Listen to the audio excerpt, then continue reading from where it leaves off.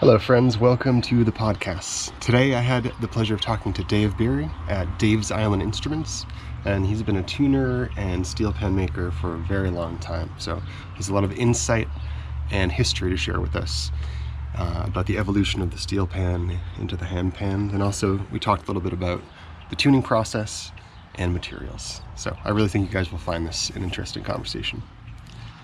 Here we go. Hello, my friends. Welcome to this week's podcast. This week, I have David Beery with me from Dave's Island Instruments.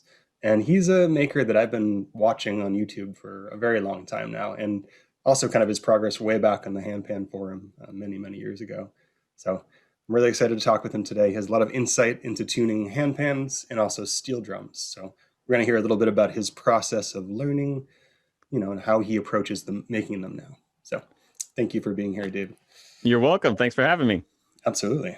So in your background with these instruments, what was the first moment you came in contact with singing steel or steel drum? Like, what was your first experience? Okay, so you're talking about not handpans. You're just talking about like way back when. Yeah. Well, first time I ever saw any kind of steel drum, I remember being at a swap meet with my dad, probably late 70s, maybe the early 80s, probably late 70s.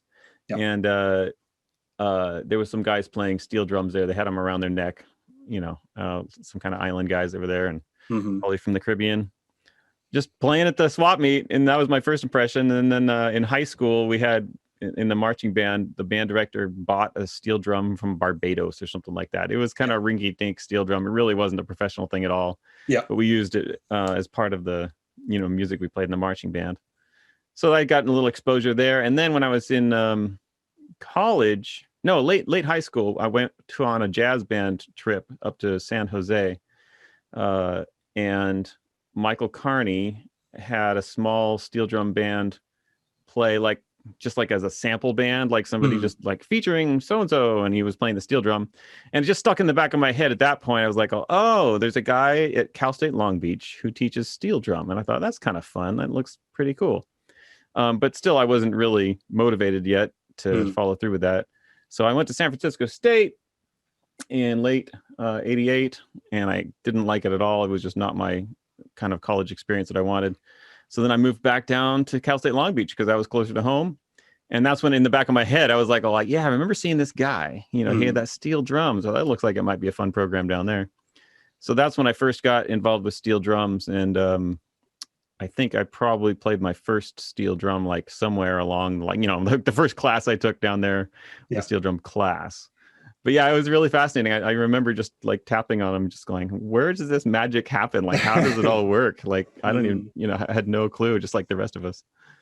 What was it about the sound that kind of drew you into it? I feel like very particular people like the sound of steel drums. Like, what about the tonal quality did you like? Yeah, it is bright, obviously, kind of has this bright ringing tone. And it just, I've always been a very positive and optimistic person my whole life. I've been just very happy.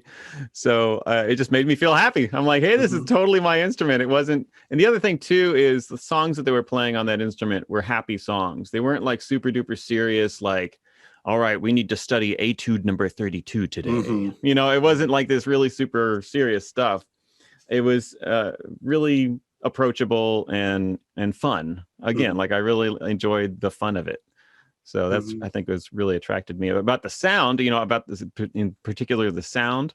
It does have a very attractive sound. And when you start learning more about all the different instruments of the steel band, it just becomes like this little rabbit hole. You're like, oh, what's next? Oh, I didn't even know that other instrument existed. And how does it sound? And where are the notes placed and all that sort of thing. So yeah, it's fun.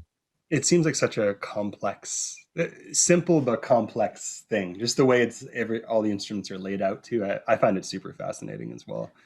Oh yeah, and the history of it too. There's just so many different variations of where the notes are placed. Like even on the island of Trinidad, like one band will have their own variation of the placement of the notes.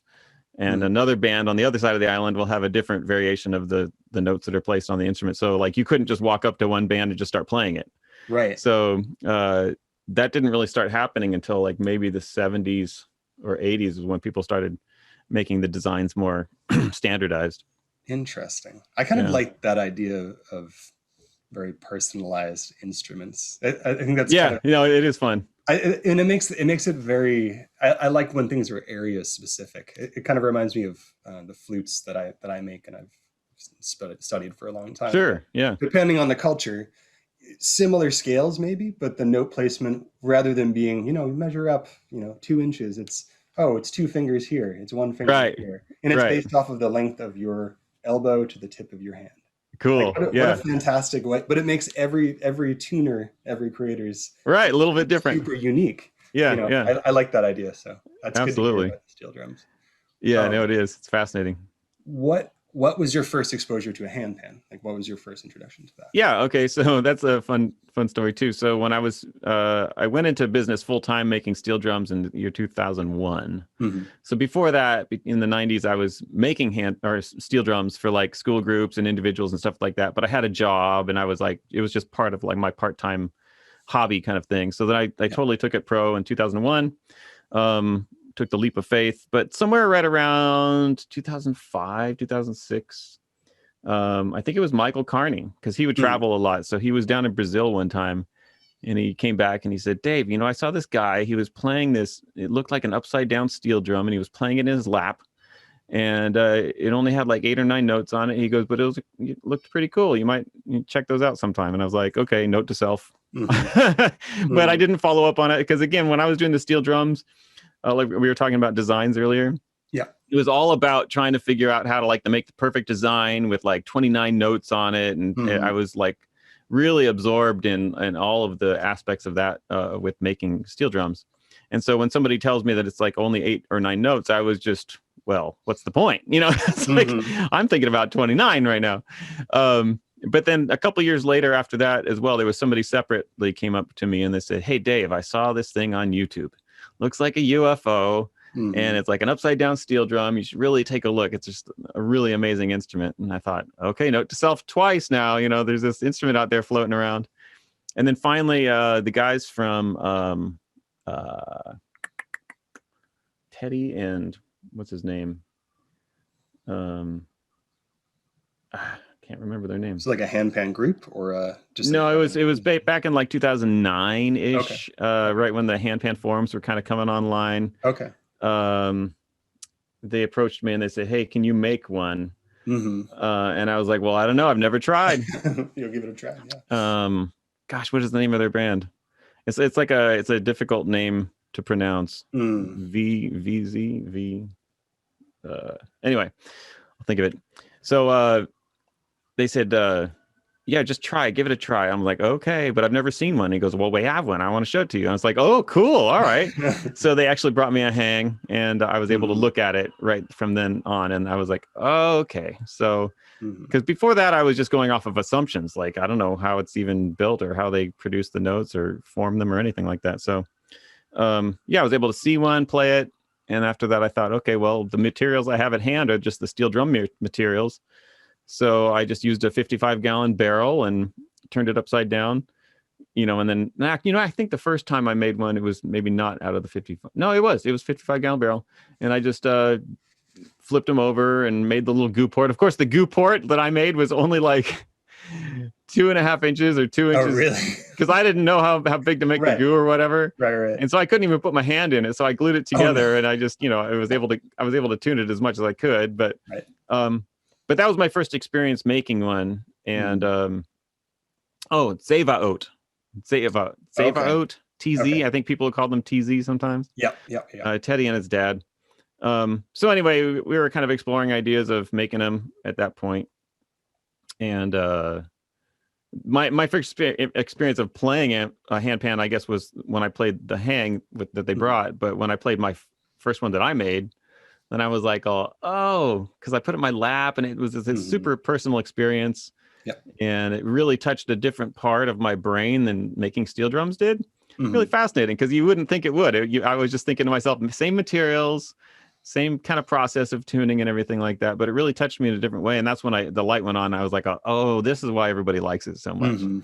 It's a very different thing to approach. Yeah. Tuning wise, you had a long period of experience with steel drums. Is the process for tuning a note on a handpan very different from the process of tuning a note on a steel drum, or are they pretty close to each other? They're pretty close. I mean, the things that are close are obviously the the octave and the Yeah. fifth. You know, those are all very typical on steel drum tuning also. So the one thing that changes the handpan is that the dimple that's in the middle of the note. Hmm. So it just changes the shape of the note. So it reacts differently to the shape. So like like a steel drum note is more contoured, just kind of like a domish shape or a teardrop shape. Yeah.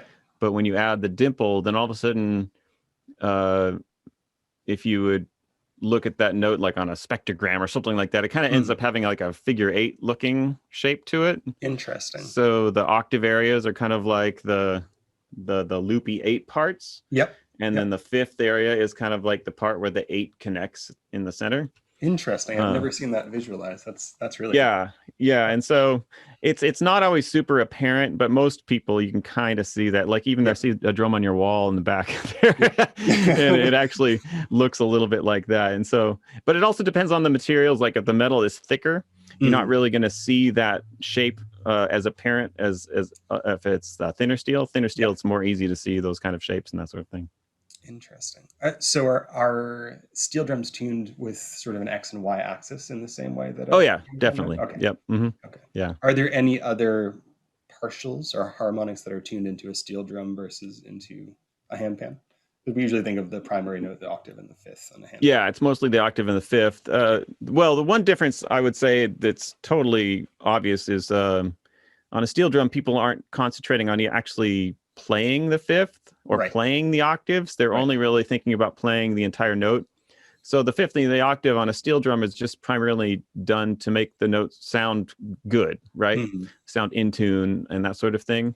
But with a handpan, like a lot of people don't just play the note, they play the octave, you know, and they get these harmonics and they're actually utilizing those frequencies to create music.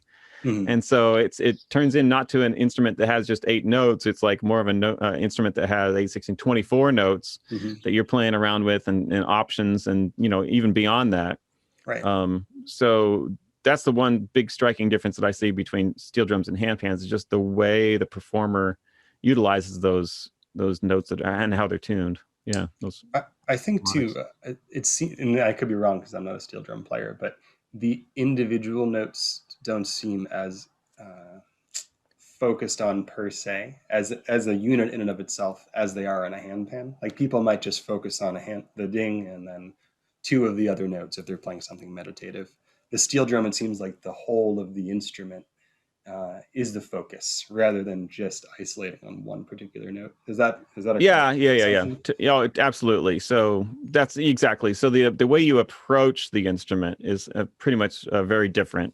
So again, you know, since the steel drum is fully chromatic, meaning you can play pretty much anything on piano as you would on the steel drum or vice versa.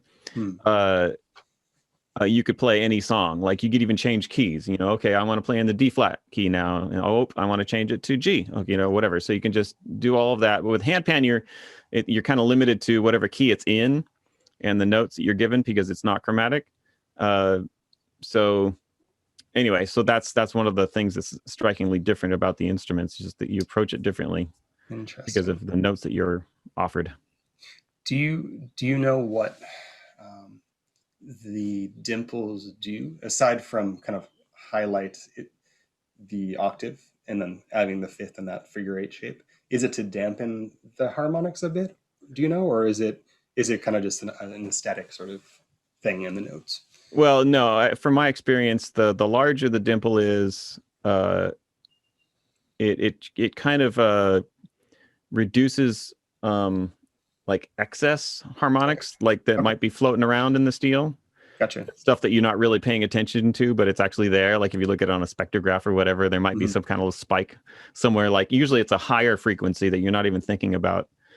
So my experience is, like the larger the dimple, it kind of creates a warmer note. But I think if you get too big, then it either makes it too dull or you can have tuning problems. And kind of what I've seen from some of the experience when I tune drums that have like a really large dimple is sometimes the note won't stay in tune, or it's got some issues with the permanency of the tuning. Yeah. Like it'll drift in and out a little bit too easily. And I think it's ultimately because there's just so little steel Right. left on the perimeter of the note that it's not as easy to keep it stabilized. Interesting. I never thought about it like that. So Yeah. it's a less material around it, you're saying, so that it's Yeah. able to keep the tension in the same way that Right. a Right. Right. smaller one. Interesting. Yeah. But again, that's just my few experiences that I've had with really large dimples. Right. I've Right. kind of maintained mine at, I would say mine are medium large. They're not really Mhm. large. They're not medium. They're kind of somewhere medium large. Yeah. And I think some people have like a little a number like where it's like a third of the length or whatever it is. Like the Okay. dimple size would be like a 1-to-3 ratio or something like that. I don't know. Interesting. Um, Interesting. but I never I thought about that. haven't really explored it too much. When you began to make them, what was kind of your progression up to now? Like what, in terms of generations of handpans for you? Like what Oh, materials okay. did So you now use? we're not talking about dimples now. Generations of dimples. We're talking about Yeah, handpans. generations of Okay. dimples and yeah, Okay. Okay. but handpans. Yeah, like how did Yeah. the Yeah. Yeah. process change for you as you learned more about it and started to craft more Yeah, pieces? no, it's interesting. I just kind of made a video on this because I was thinking about dimple size and like, why does dimple size matter? As that was the Mm, title of the video. interesting. But um, yeah, so when I first started, I didn't really understand why the dimple was there and how it Yeah. functioned and everything. So I just kind of took a pipe, whatever 3/4 inch pipe, and I just hammered a little dimple into the note. And so again, this kind of also goes along at like the different models of handpans I've gone Hmm. through. So the first one, like I said, it was mostly made out of a 55-gallon barrel, and I had very limited tools, and so I was just hammering them in with like a pipe on one side and then hammer on the other. And they were tended to be small. So Hmm. yeah, the notes kind of had a little bit of a brighter sound to them, kind of more steel drummy. Um, and I eventually got away from the 55-gallon barrels and I moved to a smaller 35-gallon barrel, Hmm. and I used the lids primarily. So I would buy like 50 lids at a time from this barrel company, and Interesting. I got the thin lids, which were 0.09 millimeters. It wasn't Really? even 1 millimeter. It was Yeah. very Yeah. thin, yeah. And so the cool thing about the thinner steel was on a smaller drum, I was able to still tune the regular notes. Like I could still tune a D minor integral or a D minor Celtic minor or whatever Hmm. on a 19-inch drum. Ah. And so that I called that one the Symphonette. Hmm. And that was actually, it was a funny one because I originally just thought it might be an inferior product because the steel was thinner and it kind of had a little bit of a thinner sound to it. But a Hmm. lot of people really dug it. They really liked that one. So Yeah. people come back to me to even these days. They're like, "Oh, I really like the Symphonette." I'm like, "Cool, okay." I've So played one of them yeah, too, and I really liked it as well. I thought yeah, it had a unique sort of feeling to it, and a unique yeah. sort of color. Especially that since the steel was thinner, it was just a different feel and just you approached it differently. Yeah. But the size was great. I really liked the size. It was very manageable size. You could carry it around with you. It Yeah. wasn't, and it's also since the steel was thinner, it was very light. Right. So lightweight and everything. Um, but then I did some different options on that one. I powder coated it sometimes, and then I ended up brass plating the Mm. Symphonette, which I thought was pretty good. But that the brass plating actually made it even brighter. Hmm. So, and at that time, it was so funny. I was chasing chasing the carrot this whole time because and people kept moving the carrot or whatever was the goal or the target or whatever. They'd be like, Dave, you need to make one like this. I'm like, okay. And I would try that. And, oh, but pan art doesn't do it that way. So you need to do it this way. Okay. So I chased that over Hmm. there, chased that over there. It was really funny for a time, just chasing these what I thought what everybody wanted. But really the truth of it was nobody really knew what they wanted yet. Everyone was just familiar with the pan art stuff. And so it was just this really kind of funny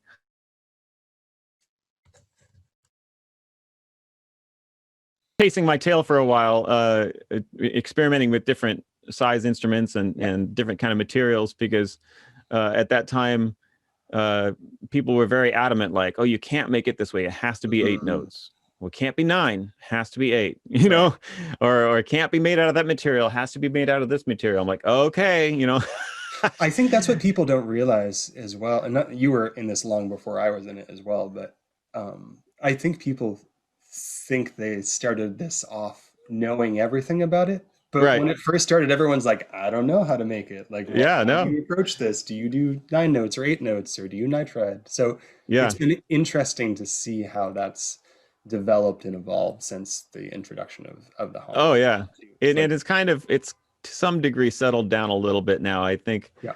um, most people are aware that there's different kind of materials that you can make them out of, Hmm. and those materials have slightly different sounds. So it's not like it's a wrong way, Hmm. of making a drum. It's just different, and it allows you a different way of approaching the instrument, or has it just a different sound.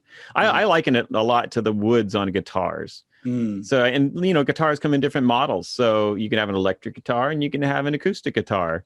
Do they sound exactly the same? No, right? Hmm. So if you walk up to an electric guitar and you expect it to sound like an acoustic guitar, of course you're going to be disappointed because it's not the same. Right. But somebody else really likes the electric guitar. Right. So are they wrong for liking the electric guitar? No, they're not wrong. It's just a Hmm. different aesthetic and they just like it differently. So yeah, I really like experimenting with all sorts of different colors and shapes and sizes. I think it's a really neat, fun process.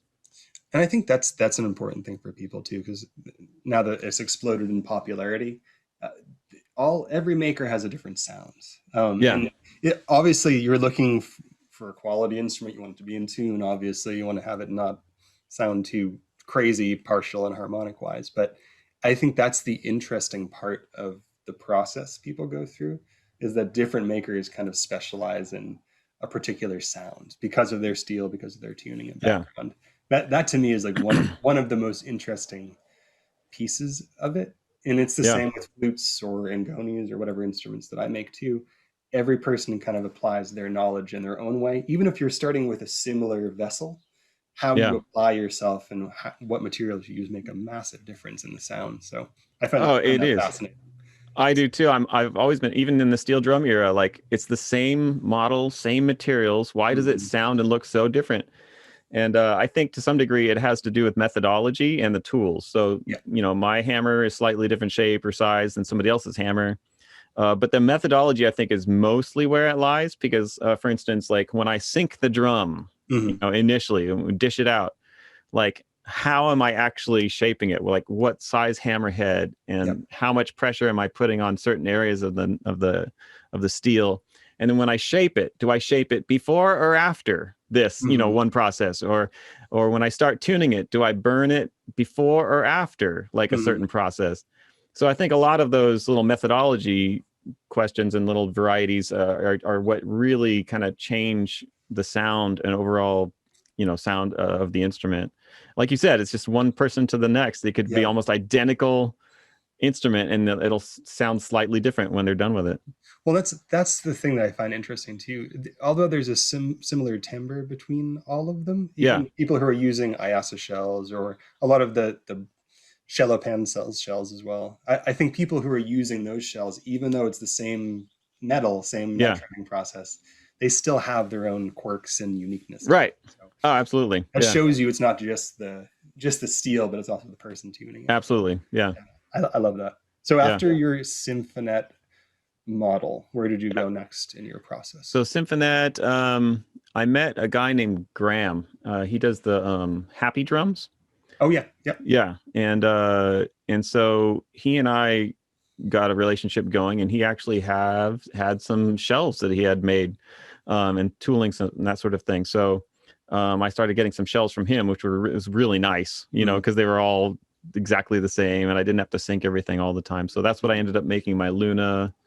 My first one, I think I called it the Gaia, yep. which was my nitrided model, and then I had the Luna, which was a plain steel model.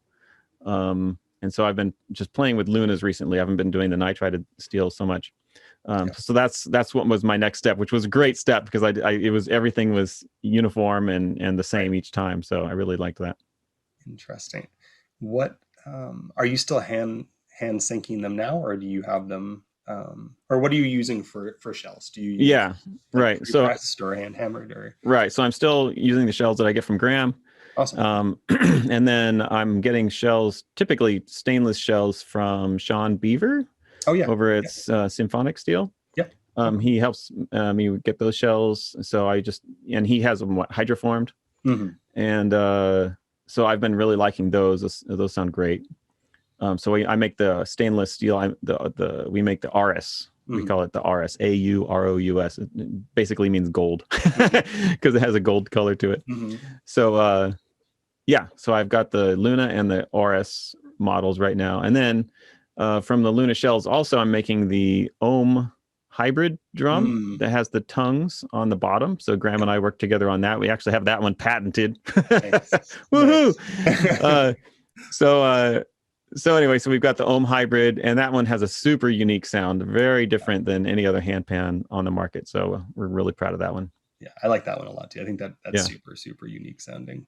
yeah, There's something, I know some players are not pro a lot of sympathetic resonance, but for me, I'm totally okay with yeah, positive sympathetic resonance yeah, between notes. So that is the ultimate version of that. I love the yeah. interplay between the tongues and the. Yeah, another comparison with guitars that the Ohm hybrid reminds me a little bit of a 12-string guitar. Yeah, Like it's 12 strings, but each string is tuned, twice. So like yeah. you have a low E and then like a higher E, and then you've got a low A and a higher A. And it just creates this really interesting shimmer, right, out of the 12-string guitar that you don't get out of a 6-string guitar. So same kind of thing with the Ohm hybrid. It's not like you're adding notes, you're just adding resonance with those tongues. So Mhm. they play around inside the instrument and they create just a different sound. That's so Yeah, interesting. it is. Are It's really fun. are the tongues tuned to like an octave above the fundamental on the top half of the instrument, or are they the same? The No, same. it would be the same. So like a Okay. D3 would be a D3 and Interesting. A4 would be an A4. Huh. Yeah. That's really neat. Yeah. Yeah, I think that's the other interesting part of the handpan world is how people have approached it and what they've added to it. It's evolved so much in the last Hmm. 20 years that yeah, I think it's neat that people have been able to change the original sound and the shape so much Yeah. over time. Yeah. What for you is the ideal sound for a handpan? Um, Ideal sound. yeah, I mean, ideal. Like, are you looking for? Where you have a steel drum background? Do you prefer brighter sounding instruments or warmer sounding instruments? It's funny. That's a good question Hmm. because I am me. It's kind of like saying, which accent do you prefer to speak with, Dave? I'm like, well, I've got my own accent. Did I really choose it? I don't know if I chose my accent or not. Fair enough. Fair enough. Somebody else might be able to point it out to me, and I'd be like, oh, you're right. I do. I do Yeah. speak like that. I didn't realize I spoke like that. Like, oh, actually, this is a great story. Okay, so Yeah. Cabasau, right? Yeah. Yeah. Yeah. So I was in Maui, Hawaii, at a handpan gathering there, and he was there too. And I was just chatting, with somebody outside. We were just hanging out outside somewhere, and I said something like, "Hey, can you bring me the handpan?" That's all I said, or something Mhm. like that. Hey, the handpan is over there. And Kapasau looks over at me and he just looks me straight in the eye and he goes, "Handpan." I'm like, oh my God, okay, I've got my strong A sound. Yes. Okay, I didn't say handpan, handpan.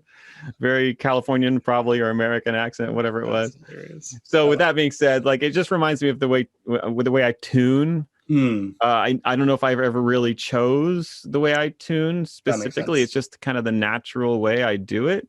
But Yeah. I think I have heard people say that it does kind of have a steel drummy quality to it. So Mhm. maybe I just carried that along in Mhm. my ear because just when you hear something and you just hear it as being correct, you stop, right? You're like, oh, that's the Right. correct Right. sound. And I've achieved that. So I have kind of dabbled with the idea of trying to figure out how I can get maybe a mellower sound out of the instruments or whatever. Um, Mhm. but it's a weird thing. It's like trying to change your accent. I'm telling you, it is very Mhm. strange. Yeah. I'm not surprised to hear that. Yeah. I always forget that makers aren't necessarily engaging with a million different instruments all the time too. So Right. if you're tuning the same similar shells all the time, that makes sense that you wouldn't pay Yeah. attention to your style of tuning versus somebody else's. Yeah. And the other thing too, also on that point, is it's maybe not entirely up to the tuner to make those decisions. Sometimes it's the materials. Like if Mhm. you change the kind of steel that you're using, you're going to get a different sound. Right. If you change the tooling, Mhm. it might give you a different sound. So if you continue to use the same tooling and same materials and the same tuner, you're Mhm. probably going to get some predictable results that are kind of the same each time. But if you change some of those variables, then you're going to start getting different sounds. Mhm. Run us through sort of your process with different materials. Is the tuning process harder or easier with raw steel versus stainless steel or nitrided steel, or is it similar for all of them? Like, do they They're all resist? yeah, they're all slightly unique. The raw steel tends to be softer and more Mm, malleable. Um, the stainless tends to have more tension associated with it, where you might hit it in one spot and expect it to do something similar to a raw steel, but it doesn't quite do the same thing. mm, So you might have to hit it harder or in slightly different spot. But ultimately, it's about the same. And once you get accustomed to it, it's really not that big of a deal. mm, Nitrided steel is actually really fascinating because it does have this really rigid hardness to it. mm, And so with like raw steel, like I said, is malleable and kind of softer. If you hit it and it goes in a certain direction of tuning, like say you're making it go sharp, um, sometimes I'll hit it with a mallet to make sure it stays in tune on raw steel and both or pretty much any tune on any handpan.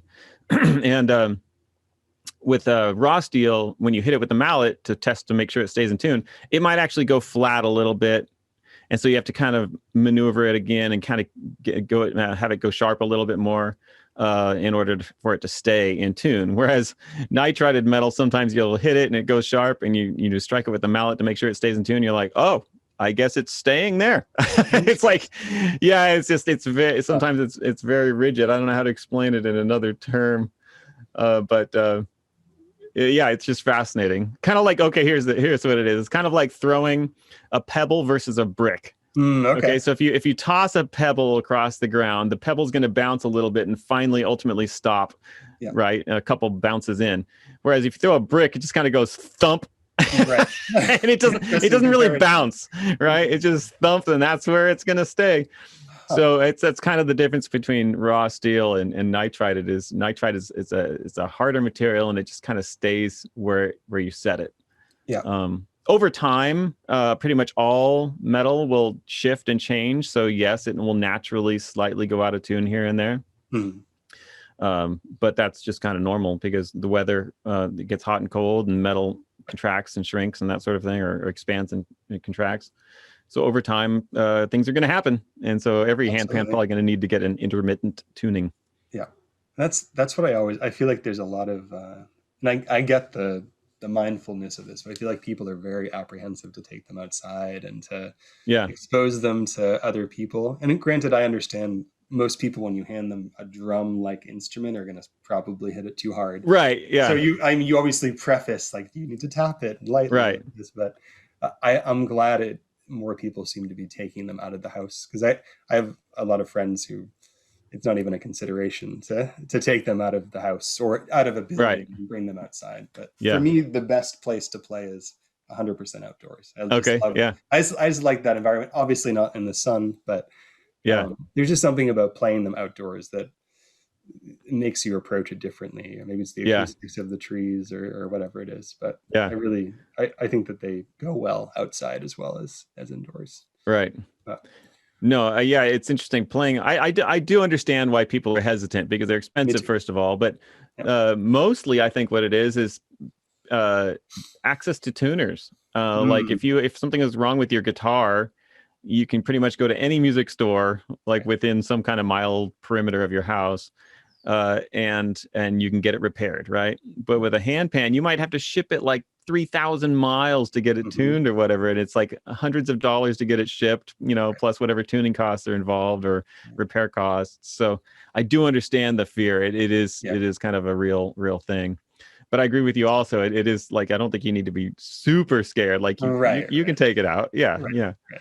Enjoy it. What, and you do a lot of repairing and retuning of some interesting instruments. What's maybe a couple of the craziest or strangest retunes or repairs you've had to do? Well, uh, I'm it's sure always it's funny, funny. but No, it's always funny when somebody sends you a drum and they say, "Hey, it needs to be tuned," mm, as if like it was in tune once and it needs to be right, fine tuned, right. right? And then you get it and you're like, "Wait a minute, this thing has hardly ever even been tuned even once, like initially." Mm, It's like just raw shells or something like that. So there's mm, been on occasionally where something I've had to just return it to the customer and said, "No, mm, this is like starting over. It's pointless." to Mm-hmm. do this. It's not tuning, it's actually making a drum. um That's funny. but yeah, I mean, it's also fun. I really like tuning other people's instruments because, like you were talking about, everyone has their own unique way of creating them and tuning them, and they all have their slightly different sound.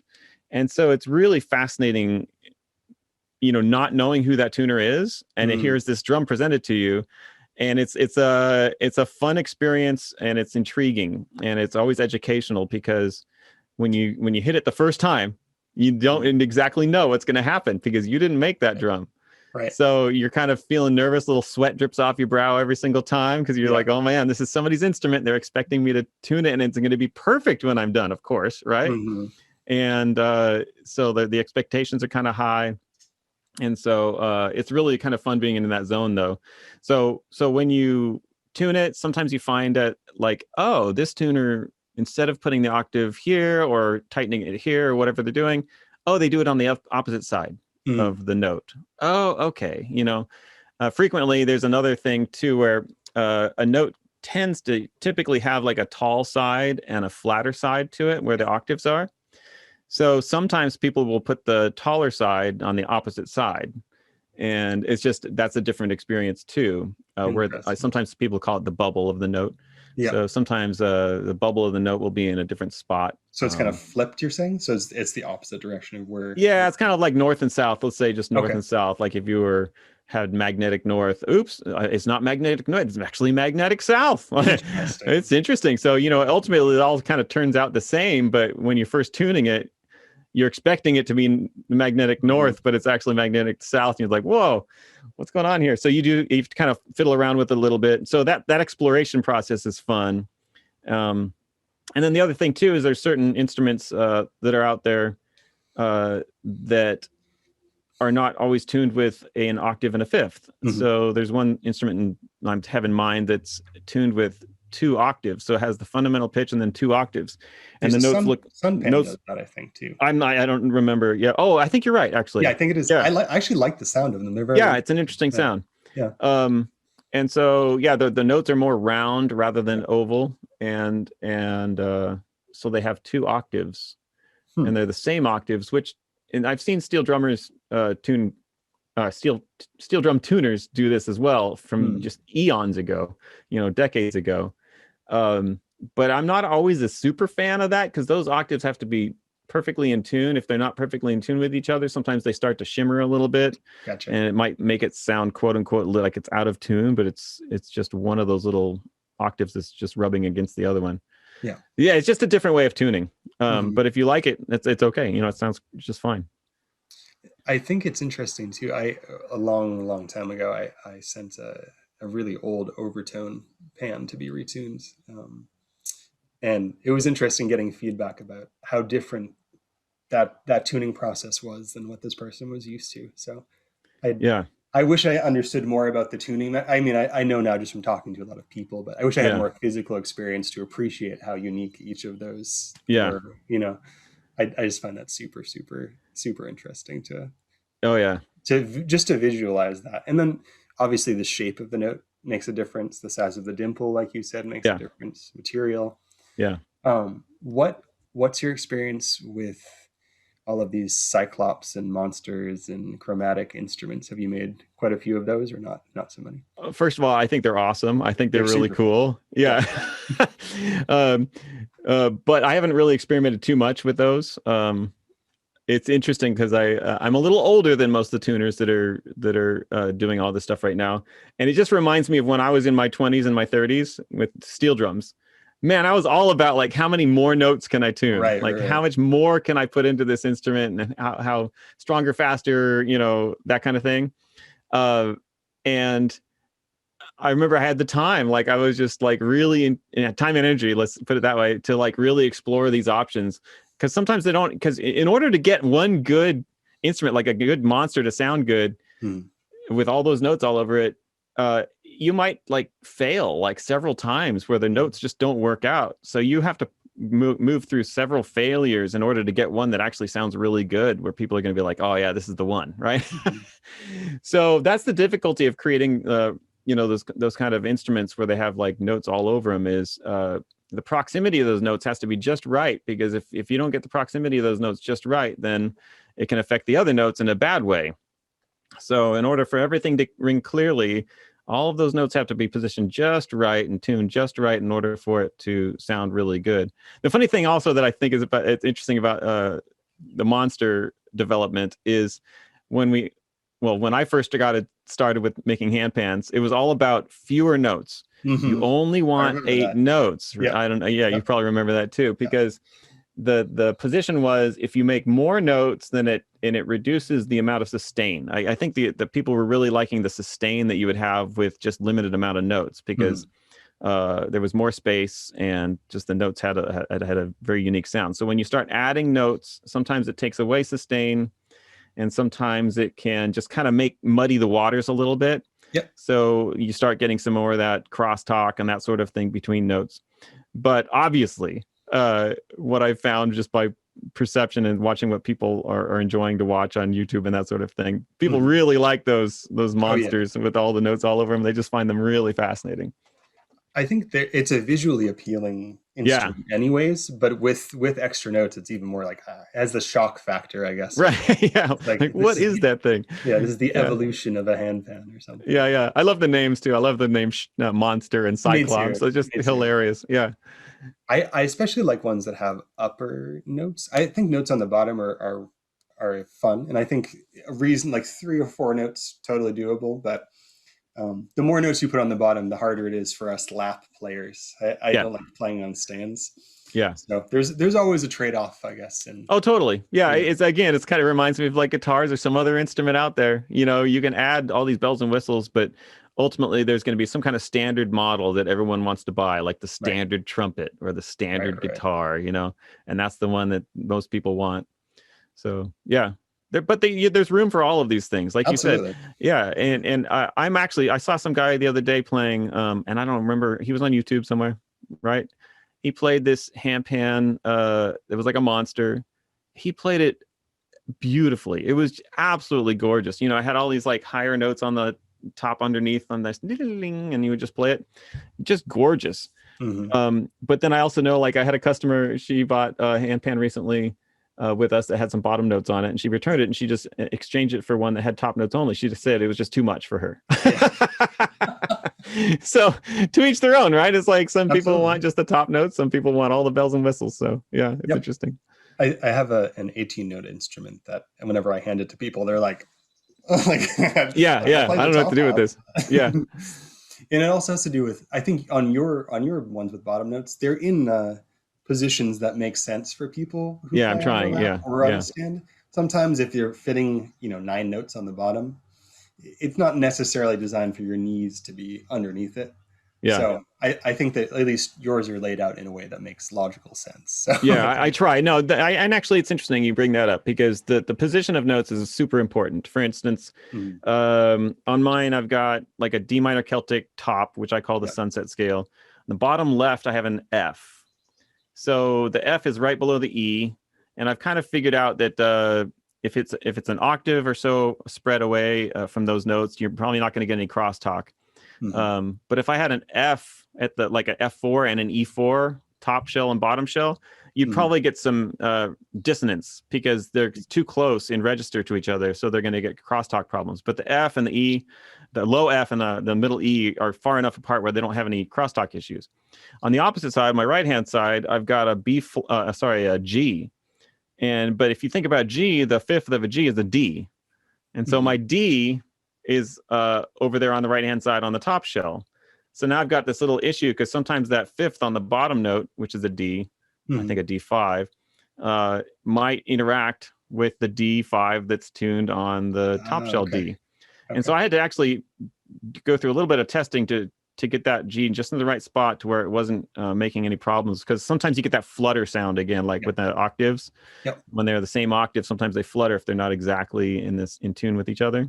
And sometimes even when they're in tune with each other, there's still issues. So I had to position that one just right. And then the same thing with the B flat, because the B flat has an F, and there's an F on the top shell. So it's like you have to really think about these things, because sometimes you'll see handpans that are made and you can tell that they we're excited about getting these notes thrown on there. But then there's all these little crosstalk problems because they didn't really think about all the different harmonics that are in play. And it's just part of the experimentation of it all. There's no blame going on here. We all do it. Every single, that's how did I figure these out? Is because I did it myself, right? Of course, you screw around and next thing, oops. So yeah, no, it's a fun exploration, and but those are some of the difficulties that come into play with adding the bottom notes is like the crosstalk issues and that sort of thing. Does the angle of I kind of know the answer to this, but I'm asking for people in general. Does the angle at which the note is facing make a big difference for crosstalk? Oh yeah. So how would you decide if you wanted this bottom note, note 1, and you didn't want it to interact with note 3? Would that be just changing it at an angle so it's pushing it that way, or it just depends on? Yeah, it depends. Yeah. And the other thing too is sometimes you'll put one together and it sounds fine. You put another one together exactly the way you did it before, and then it has a problem, has a crosstalk or a flutter problem. So that's the kind of thing you just, once you do figure out your design, you just find the one that's the most consistent. Gotcha. You know, and you just run with it. Sometimes there's just anomalies. It's so weird. You same parts, same tuner, same everything. And there's little anomalies, yeah. But the same thing is true with guitars or violins or anything. You know, there's violins out there that people covet. You know, it's like the $100,000 violin made by so and so in whatever year it was. You know, 1863. Why is that one specifically so awesome? I don't know. The wood, the glue, what was it? The same, you know. Right. So yeah, it's fascinating. One of the things I think that people are finding who are purchasing handpans, because they've obviously exploded in popularity, is that they come out of tune. And I think a lot of people purchase them without that warning, because they're not necessarily buying them from makers like you or people who are going to inform them of the care involved in them. Yeah. I've seen a lot of the sort of out of the country cheaper instruments shipped with mallets and all sorts, which some people use very felted mallets on handpans, but yeah, for a beginner, probably not a good wailing on. Right. What do you feel about the longevity of tuning? Like if you were selling an instrument to somebody, what's the typical range for people to send an instrument for a retune if they're playing it pretty regularly? Like what's a classic amount of time people could go? Yeah, well, it's interesting you say that. It's a great topic because it is slightly different for every maker. Because again, like we're talking about, when one maker tunes an instrument slightly different than another maker, and so the methodology that they use will kind of affect how long that instrument stays in tune. But my general thing that I tell my customers is, this is a brand new instrument. If you notice that it's going out of tune, just maybe in 3 months, you know, let me know and I'll tune it up for free. That's kind of my thing. Like if you have noticed anything that goes out of tune, I'll tune it up for free. No big deal. But I also look at it as like a natural process for the instrument, kind of like strings on a guitar. When you put brand new strings on a guitar, they don't just perfectly stay in tune the first round, right? It's like, you know, for about maybe a day, they'll like kind of go in and out of tune, then they finally settle in. So, yeah, and there's ways you can get the notes to stay in tune longer right from the get-go. You can do heating processes and that sort of thing to make sure everything just stays in tune as long as possible. But with that being said, in general, I usually tell customers like 3 months, you might want to just listen to it. And if anything goes out of tune, let me know. But typically, I also tell them, I say, I've sold hundreds of these things. And I would say I might have only received a handful back for retunes. And so I don't know if that's me being a good tuner or if that's people not knowing what's in and out of tune. It's probably a combination of it's probably a combination. And so the good news, at least on my end, is that I don't get a lot of people returning them and saying it's out of tune. So that's, I feel confident and I feel really happy about that. The one thing I do see with some other makers, like what you're talking about, is it does seem like they're maybe rushing through them. The other thing that I could see also is that they're young makers and they don't know. They just simply don't know that it's going to go out of tune because it's maybe their 20th handpan that they've ever made.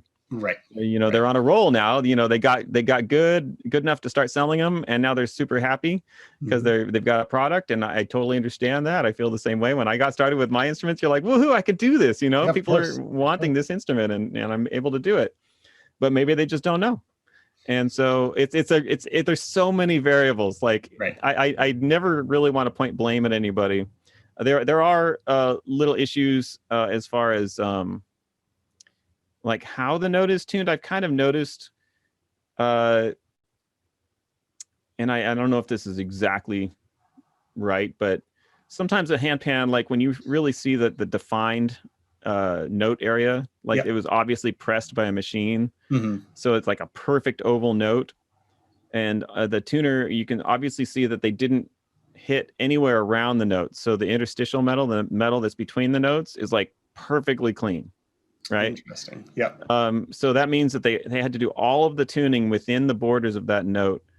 I've kind of noticed that the tendency for those notes is that they kind of go out of tune a little bit faster or more readily. The notes where it's more have like a softer border to them. Yeah. And that's, I think I've heard tuners talk about this, like a debate within the tuning world. You have the soft borders or the hard. I can't remember what the terms are. Yeah, I think that's what people say. Yeah, but and I'm not really saying that my way is like the best way either. There's probably little problems with my way that I do it that other people would hear and whatever. But all I'm saying is that that's what I've noticed. I've kind of noticed on my end that the harder borders with the really super defined notes, when they're only tuning on that little space of steel just on the note itself, they tend to go out of tune faster. And to me, it kind of makes sense. I always look at steel like it's as if it's a paper clip. Yeah. So if you bend a piece of metal on a paper clip and you release that metal, it tends to go back about half as far as you bent it, right? So it doesn't typically bend and then just stop exactly where you stopped it. So that's the way metal is. It has a memory to it. And so when you hit it and strike it, even with a hammer to tune a handpan, that metal wants to kind of go back to where it came from. It doesn't really want to stay there. And that's why, like I was earlier telling you, I usually hit it with a mallet to make sure that it stays in tune. But if you hit it in very small places, it tends to want to go back in more like kind of uncontrollable ways. It's really hard to control that. So anyway, that's just kind of my position. It gets kind of technical and kind of difficult to explain. But no, that's what I'm interested in. So thank you for sharing. And I think that would make sense too if you're forming an area and you're focusing your energy just in that one area. If you don't have no tension built around that, that totally makes sense. I never really thought about it like that. Yeah. So that can be one of the problems. Yeah, a lot of it. Like it's funny. Sometimes I call it jokingly. I say it's a tension deficit. Right? You have a deficit of tension, right?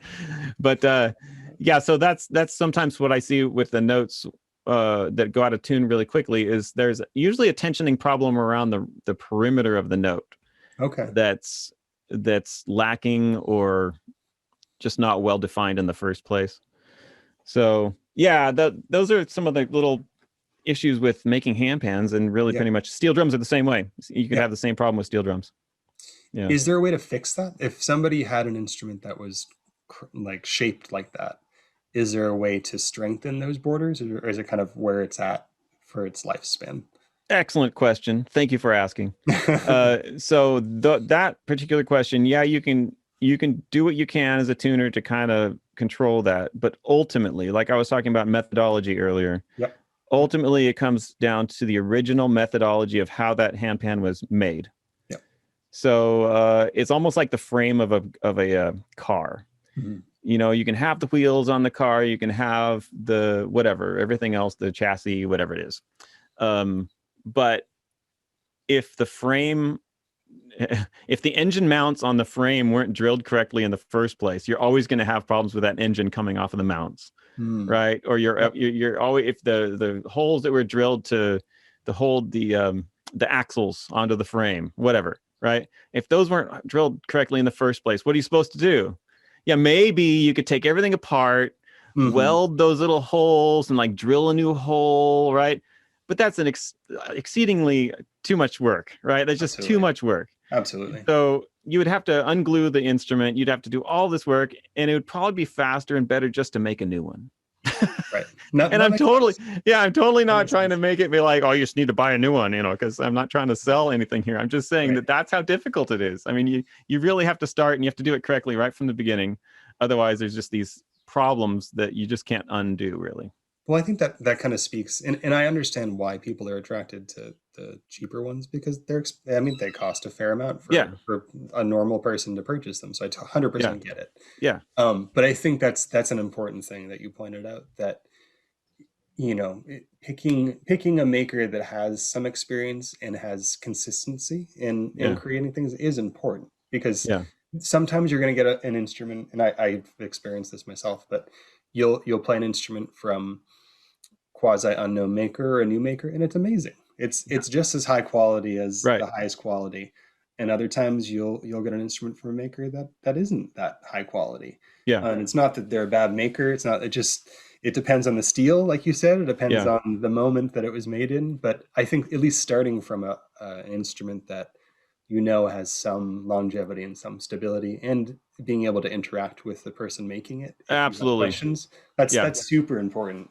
yeah, 'Cause, I mean, they're the ones crafting it, so they're going to have the most insight into the care and absolutely. health of that instrument. So Yeah, truthfully, that's kind of the biggest problem I've seen with most customers that bring me instruments. Frequently, I'll hear, "Yeah, I tried to contact the company that sold it to me or whatever, but like either they didn't reply or they didn't offer tuning service or something like that. right, So now the customer's kind of stuck."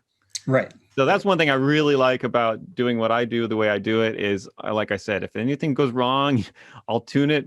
That first tuning is always free. Like if yep, anything's a problem with it, or if you want to exchange it, no problem, right? Whatever. Um, and we're here. Like even I'll tune other people's instruments. So I just feel like I offer that kind of customer service that isn't out there, especially for a lot of the international orders. And again, that's right. kind of a issue too with buying internationally.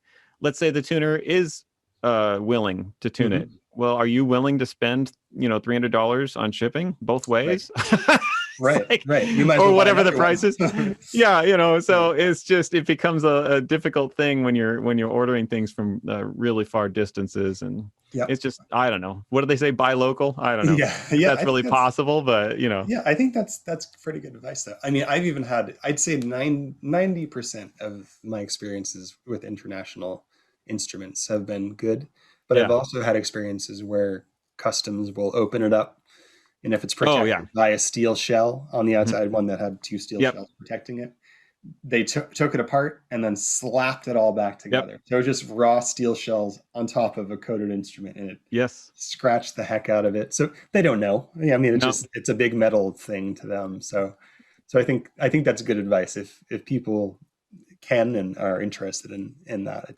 it's always safer not dealing with customs Yeah. if possible. If Yeah. possible. It's funny you bring that up because sometimes people say, Dave, what kind of case do you suggest for traveling on a plane or that sort of thing? And I say, it almost doesn't matter Yeah, it's because, true. It's true. Yeah. because you're right. What you just said is exactly true because I've had it happen to me and I've seen it Mhm. happen to other customers. They've got the best case on the market. Yep. And what did customs do? They opened it up to inspect it and they put it back in upside down and they smashed the lid down on it. Right. Right. Right? Was it anyway? So you did what you could, right? Yep. But it's totally out of your control. Or I had a drum actually. They inspected it, and I'm just assuming because I can't imagine how this damage happened to it any other way. That it was a steel drum. This is back Mhm. in the late '90s or early 2000s. Uh, they probably took the drum out of the case, set it on a table, and what I'm assuming happened is they forgot that it was round and that it would roll, and that it probably fell off the table because the edge of the steel drum, which is supposed to be round, was flat on one spot. Right, That's strange. adds a lot of pressure. It takes a lot of Oh, force wow. for metal to be bent that drastically. So I'm just assuming it fell off the table, and of course they just put it back in because they're just inspecting it for whatever. And so we had a gig. We were playing with an orchestra, like a Oh symphony, like no. on the East Coast somewhere. So luckily I had a hammer or whatever, and luckily I Good. tuned. But if it Yep. was Yep. somebody that didn't know how to tune, yeah, you'd be stuck. Wow. So, but those are common that I've seen for Yeah. flying with an instrument. It's not typically the case that fails or whatever. It's it's the inspector. Yeah. I That's I the saw a problem. good can't think of his Dan Price did up this little sheet that was downloadable for a while to put in your bag, and it's saying this is Oh a yeah. handpan, put it, this is the way it goes back in the case. I think Yeah. that's actually really good advice for makers or for people flying with them, because Yeah. they don't know. They really, like you Right. said, they have no clue. So Yeah. it's a scary thing to Yeah. not that they're super, not that they're eggshells, but it's a pretty rough place when things are in the mail. So Yeah. On that point, like you were talking about shipping, another thing I've seen some people talk about, like their concerns on comments and that sort of thing, is I just got a new drum. It was shipped to me and I pulled it out of the box and it sounds like it's out of tune. Do you think the shipper dropped it? mm. Possibly. Mm-hmm. But at that point, it's kind of like what we were talking about earlier. More likely, the drum wasn't settled in the first place, and it kind of drifted out of tune through the transportation process. And I would say sometimes that will happen during shipping, especially international, because the temperature changes so much. Yeah. Like it could be like 100 degrees when it was shipped, and then it goes up in a plane and it might be like -20, in the bay of a plane or something like that. And then it gets back down to yours and the temperature changes and all these different variables. And yeah, it can go out of tune. Is it the tuner's fault? I'm not sure, maybe. Right. But that's one thing. So a lot of people think it might be the shipping damage, but it's not always shipping damage. Sometimes it's just, the tuner process. or whatever. They wasn't, the process, or somebody wasn't careful before they shipped it. Interesting. Well, this was very enlightening. Thank you so much for sharing all of your knowledge and you're welcome. Your positivity. I think what I appreciate about just your approach is that I think we share an interest in the instruments themselves, regardless of where they're from. I'm just fascinated by all of them. I find the whole process, everything about them interesting. So absolutely, I appreciate your openness with all of that. Sure. Can I give one closing comment on that? Yes, please. Okay, yeah, just on your business and all that too. Yeah. Oh, no, it's all, I'm Dave'sIslandInstruments.com. Thank you for, absolutely. Come check us out. But on the point of like the varieties of instruments that are out there, I love the variety. So I'm just not the kind of guy that says, got to buy my stuff, only my stuff. No, I don't feel that way at all. But in fact, like sometimes I'll go into the recording studio and sometimes the perfectly tuned handpan doesn't sound good on the recording. Yes. Maybe sometimes it actually needs to be the handpan that has some little quirks to it. Yep. And that's actually the magical instrument for that recording. Yep. So it all comes back down to like, what are you going to use this handpan for? What are the needs for that instrument? What are your expectations of it? And every handpan's slightly different. But just warming up to the nuances of each instrument is kind of fun for me. It's like, oh, this one's kind of quirky. Okay. How do I work with that? It's, I don't know. I just look at it as like a little exploration, and it's a fun little thing to play around with. So absolutely. Just enjoy them, right? Just enjoy them. Absolutely. Yeah. Well, thank you again so much. And check them out on Dave'sIslandInstruments.com. That's it. Yep. All right. Thank you so much, Dave.